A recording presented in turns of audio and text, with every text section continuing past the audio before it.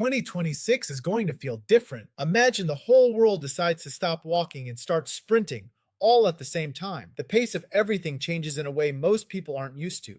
Decisions move faster, reactions come quicker, and the space between an action and its result becomes incredibly short. People call this the year of the fire horse, and they talk about once in a 60-year cycles with dramatic highs and lows. But let's strip that away. Think of the year's energy not as a scary flame, but as fuel poured onto everything. It just makes things go faster. When everything accelerates, you don't get time to adjust slowly. This means certain months will feel more intense for different zodiac signs. It's not because the month is bad, but because it creates more movement, more friction, or more exposure for you. So, instead of thinking in terms of a worse month, think of this as the period where pressure is highest. Pressure is useful. It's like a stress test for a bridge. It shows you exactly where the weak spots are. Once you understand that, you can stop reacting emotionally and start positioning yourself to take advantage of the energy. For the rat, 2026 is a clash year. The rat and the horse sit directly opposite each other like two opposing magnets. This doesn't mean disaster, it means movement. Things won't stay still for long, and plans will shift faster than expected. Think of it like trying to build a sandcastle right where the waves crash on the shore. The pressure is most obvious around the horse month, which is usually in June, when the year's energy and the month's energy overlap, creating a stronger push. The challenge isn't that everything will fail, but that stability becomes an illusion. If you try to force things to stay fixed, you'll just exhaust yourself fighting the tide. The smart move isn't to resist the waves, but to manage them by reducing unnecessary risks and focusing only on what you can truly control. For the horse, this is your own zodiac year, which always brings what we call a self-penalty.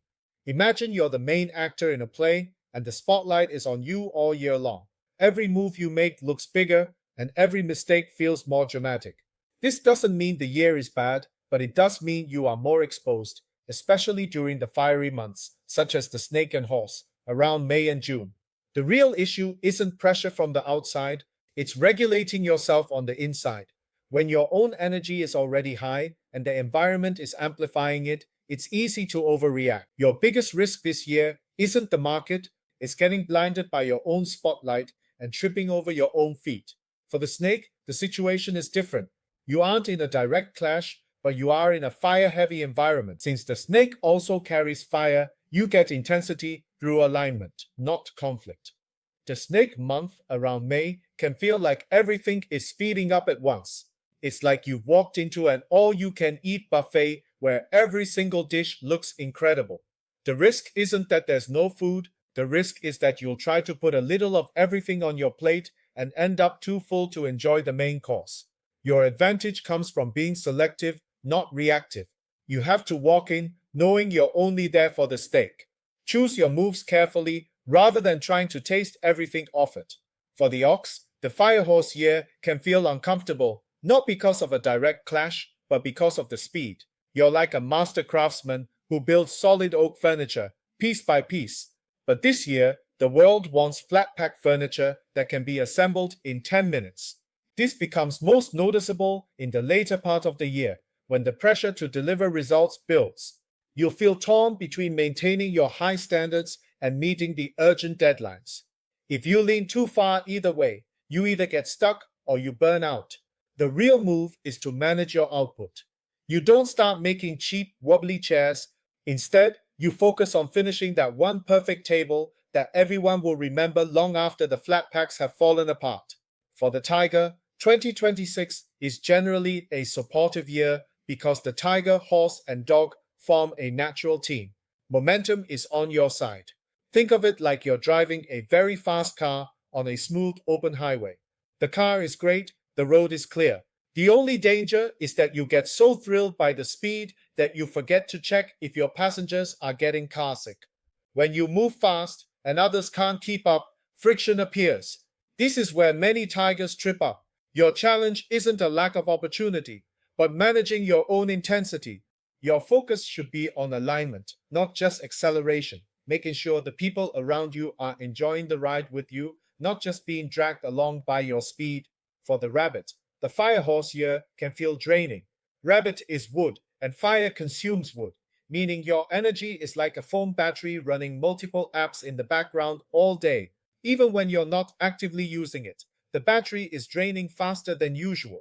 This doesn't point to a single bad event, but to cumulative fatigue that builds quietly over time. If you ignore it, your performance drops, your decisions get weaker, and small mistakes begin to appear. Your strategy is simple, but often ignored. Manage your energy as carefully as you manage your money. You have to be ruthless about closing those background apps and finding your charger. You'll hit 1% right when you need your phone the most. For the dragon, 2026 brings opportunity, but it also tests your ego. When the environment supports your leadership and momentum, your confidence naturally grows. If that confidence isn't grounded, it becomes overconfidence. Think of it like flying a kite on an extremely windy day. The wind lifts your kite higher than ever, and you feel on top of the world. The risk is getting so sure of yourself that you let go of the string, thinking the kite will just stay up there by itself. This temptation is strongest in months when decisions have to be made quickly. The real risk isn't from the outside, but from being so certain you're right that you stop listening. Your edge isn't boldness. You already have that. It's restraint. Knowing when to pause and check the tension on the line before letting out more string. For the goat, this is largely a supportive year because of your harmony with the horse. But support doesn't always mean comfort. It comes with responsibility. You're like the friendly neighborhood therapist. And this year, your waiting room is always full because everyone else is stressed from the fast pace. You're helping everyone, which is wonderful, but you're also absorbing their stress. The challenge isn't external conflict, but maintaining your internal balance. Your strategy is to be a good therapist, not a sponge. You listen, and you help, but you must learn to clean the room and let go of the emotional residue at the end of the day, so you stay clear for yourself. For the monkey, the fire horse year creates tension. You prefer strategy and perfect timing, but the environment is pushing for speed and reaction. This becomes most obvious in fast-moving months when multiple opportunities appear at once. You're like a kid in a candy store with only $1. Everything looks delicious. You can have one big amazing chocolate bar, or you can have 100 tiny penny-sized candies. The temptation is to chase everything at once. The risk isn't a lack of opportunity, it's a lack of focus. Your advantage comes from discipline. You'll be much happier choosing the one amazing chocolate bar you really want instead of ending up with a pocket full of tiny candies that you don't even like. For the rooster, the challenge comes from a mismatch. You need precision and order, but the fast-paced environment tolerates imperfection. You're like a world-class editor who has been asked to proofread the live transcript of a fast-talking auctioneer. You see every single typo, and it drives you crazy.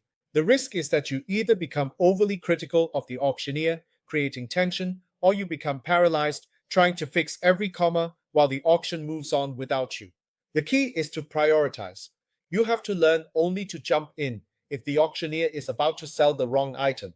You must let the small typos go, or you'll exhaust yourself without changing the outcome. For the dog, this is a supportive year, but that support comes with a sense of duty. You're the pack leader on a long, fast journey.